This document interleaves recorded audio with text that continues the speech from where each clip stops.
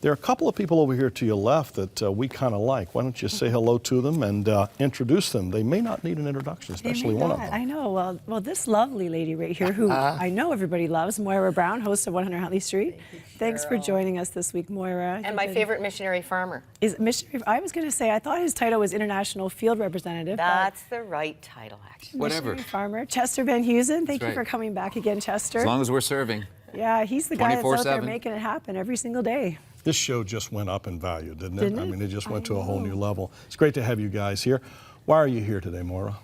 Well, last year, probably at this time, Cheryl, It was. I identified certainly with the headline right here from the Christian Herald.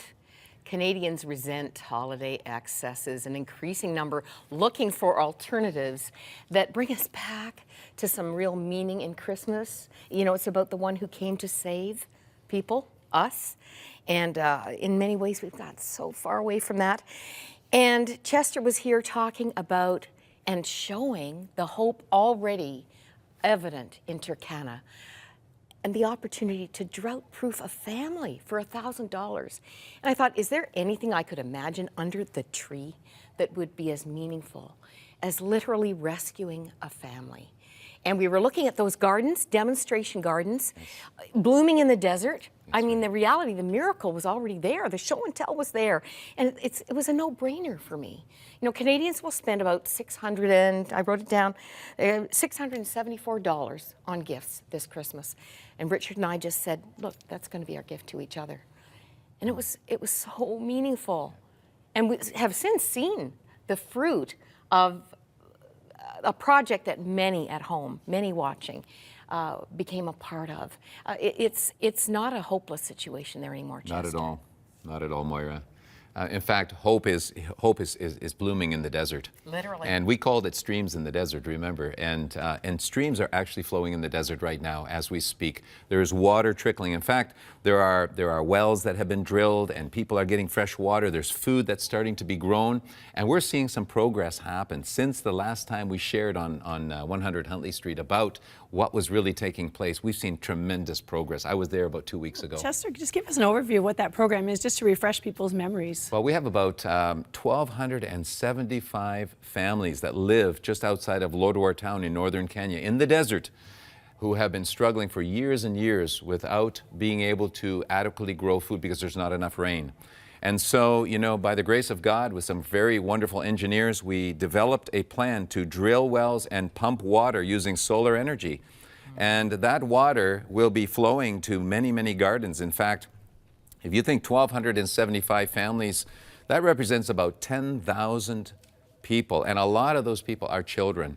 And what this is really saying is that children are going to be able to eat food consistently for the first time in their lives. It's never happened before. Security. Food security. We don't use that term here, do we? In North America? We don't, because Food we security. assume it. And of course, again, it's like water. We assume it's our right. In fact, you could go to jail for not feeding your children.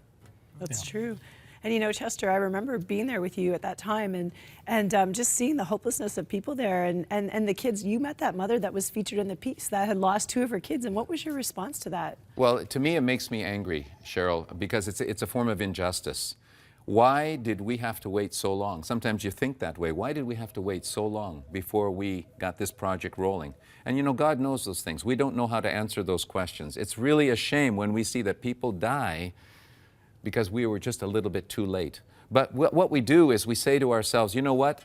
It's not too late. Let's start now. Let's do something now. And it's all about doing it now. You know, and even as people are listening to this right now, Moira, as people are listening to this challenge of saying, how can we provide water in the desert so people can grow food? How can we provide food for these children, these 500 children that we're feeding daily in the in-school children's feeding program?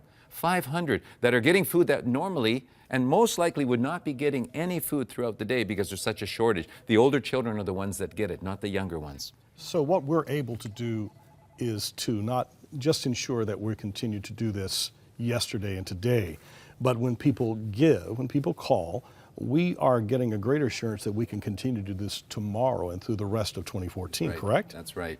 And what an amazing thing. And as Cheryl said, these people didn't choose to be born in a desert. It could have been you or me there. needing this kind of help. Sorry, Chester, Cheryl picked it Well, up the earlier. blessing, and the blessing is, Moira, that we can do something to make a difference. We can make an impact.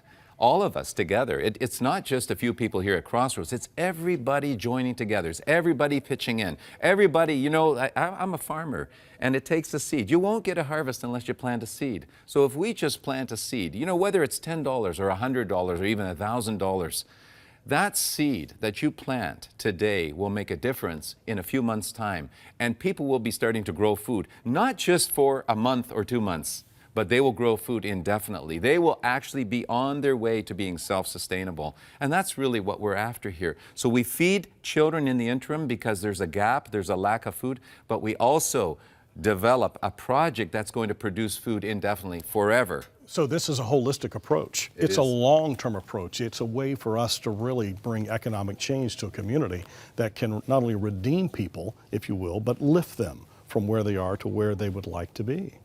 And you know, I saw that. I have to say, like, I talked to people there who said, we're just tired of being on television as the starving people. God gave us hands to work to feed our own family. This is the right way to do it. And Chester, they want to work. We saw them trying so hard to farm with no water, and they're just determined. And you know, I remember one woman, Cheryl, say to me, and because the question you asked her was, what will it be like when you have food? And she says, I can't even imagine it. She says, I'm even saying that I'm being crazy to think about this. It's so unimaginable to think that they will have food on a daily basis for themselves, for their children. And that struck me. I've never forgotten that a woman would think it's a crazy thought to think of having enough food to eat. And you know, that woman, Margaret, she told me her dream for the future is to be fat. Okay, do you know any woman who wants to be fat? That's Margaret's dream. That is a blessing. That's That right. is a sign of blessing in Africa. All right, Moira, look at that camera right there, would you? Make the challenge before we leave. Encourage people to call us, would you? Well, I wish I could take you there. I've been to Africa twice, and maybe that's part of the reason that my heart is so eager to come alongside these hard-working people who are in need because of no fault of their own. Let's do the brotherly, sisterly thing. To give life in the name of the one who gave his life for us at Christmas, it doesn't get better than that.